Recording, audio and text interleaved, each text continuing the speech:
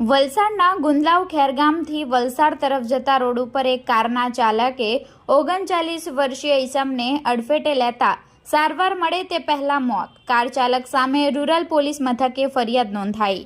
સોમવારના રોજ 6:40 કલાકે નોંધાયેલી ફરિયાદની મળતી માહિતી મુજબ તારીખ 10/2/2025ના રોજ વહેલી સવારે વલસાડના ગુંદલાવ ખેરગામથી વલસાડ તરફ જતા રોડ ઉપર સાવરિયા કિરાણા સ્ટોર સામે એક સેલેરિયો કાર નંબર GJ15CL0194નો ચાલક 39 વર્ષીય ઘનશ્યામ છવિરાજ ગૌતમ કરિયાણા સ્ટોરમાં દૂધ લેવા જઈ રહ્યો હતો. જે દરમિયાન કારના ચાલકે ઘનશ્યામને અડફેટે લઈ ટક્કર મારતા મૃતક ઈસમ વલસાડથી ખેરગામ જતા રોડ ઉપર ડિવાઈડર કૂદી ફંગોળાયો હતો, જેને લઈ તેને શરીરના માથાના ભાગે, કમરે તથા ડાબા પગમાં ગંભીર ઈજાઓ પહોંચી હતી. ઘટના બનતા આસપાસના લોકો દોડી આવ્યા હતા અને ઘટનાની જાણ 108 એમ્બ્યુલન્સને કરવામાં આવી હતી.